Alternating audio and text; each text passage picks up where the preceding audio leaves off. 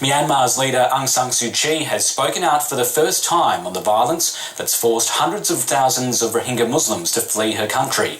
She's condemned all human rights violations and said anyone responsible for abuses would face the law. But she did not directly address allegations of atrocities and ethnic cleansing. Southeast Asia correspondent Liam Cochrane was at her national address in Naypyidaw. These are the scenes that are driving international criticism of Myanmar and its leader Aung San Suu Kyi.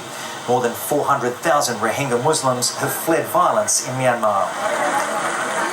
Against this backdrop, Aung San Suu Kyi took to the stage to explain what's going on. I'm aware of the fact that the world's attention is focused on the situation in Rakhine State. And as I said at the General Assembly last year, as a responsible member of the community of nations, Myanmar does not fear international scrutiny. But she glossed over allegations of ethnic cleansing. We have to make sure that these allegations are based on solid evidence before we take action. She promised consequences for anyone who broke the law. The security forces have been instructed to adhere strictly to the Code of Conduct in carrying out security operations, to exercise all due restraint, and to take full measures to avoid collateral damage. Those who are looking to Aung San Suu Kyi to use her moral authority to speak up for Rohingya Muslims will probably be disappointed, if not angered, by her words. This clearly was the speech of a politician, not a Nobel Prize winner. Aung San Suu Kyi says she's sad that Muslims have fled and says Myanmar stands ready to work with Bangladesh to repatriate refugees. And those who have been verified as refugees from this country will be accepted. While the politicians and diplomats talk, the suffering continues on the Bangladesh border. One thing Aung San Suu Kyi didn't mention in her speech is her limited power to intervene. She may be the de facto leader of the country, but she has no control over the military. It's the soldiers, the police and vigilantes who are doing the damage, yet she gets criticised. Many forget that Aung San Suu Kyi was taking steps to try and bring harmony to Rakhine State before this latest violence broke out. Those dreams and her credibility have now been shattered by the men with guns. Liam Cochrane, ABC News, Naypyidaw.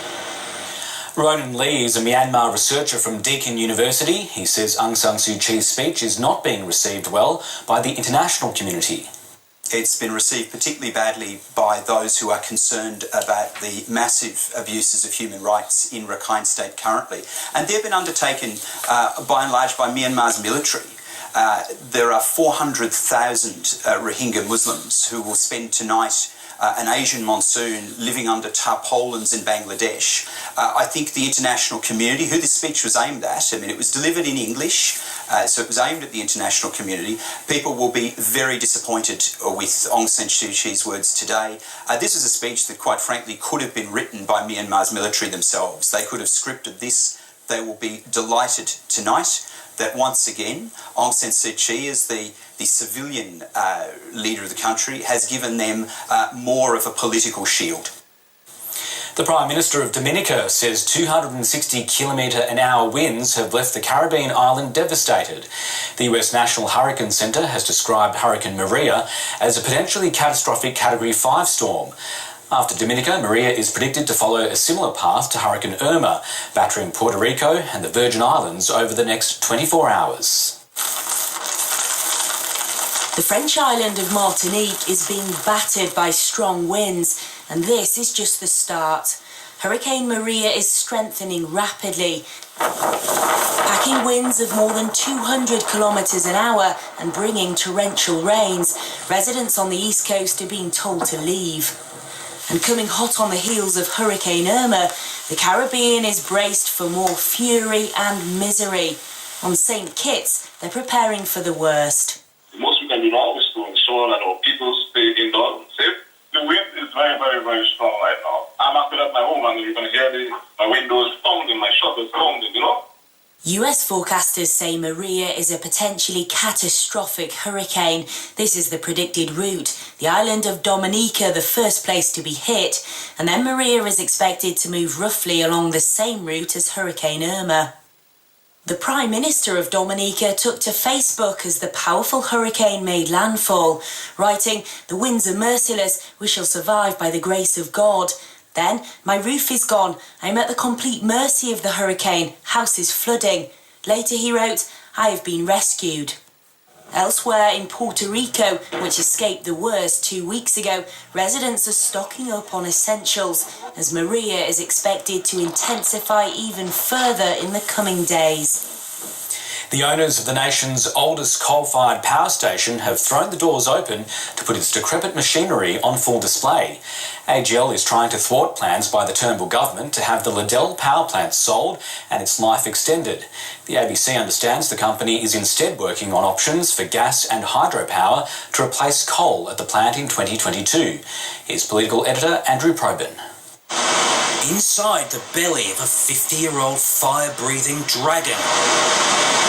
Signs of age and decay are everywhere. It's out of service with an unplanned failure. Liddell's turbines, boilers, conveyor belts, even its lifts are grinding to a halt. We'll go upstairs. AGL walked the media through all faults, breakages and vulnerabilities advertised in the oddest of sales pitches. We have a number of age-related issues we're dealing with: corrosion, erosion, wear and tear, vibration-induced fatigue. So, should money be poured into fixing it? I don't think anyone should pay for it. Above all, the company's out to dispel any suggestion it has no idea what to do after 2022. And they have not articulated what it is, so we don't know. And frankly, I don't think they do either. The ABC understands AGL's plans are far more advanced than the PM might think, and they don't involve coal. One option is to convert the artificial Lake Liddell into a pumped hydro plant, splitting the lake into 2 different levels, or even piping down into disused mines. Less audacious is using open-cycle gas turbines to generate power at times of high need. We're very confident that not just our plan, but other people in the market will bring forward generation capacity by that 2022 timeframe. Squeezing more life out of coal clunkers doesn't attract AGL. According to a 2013 report commissioned by the New South Wales government, it would cost at least $980 million to keep Liddell open for 10 years. I'm not sure how much taxpayers should be footing the bill to extend a 50-year plant into its 60th year.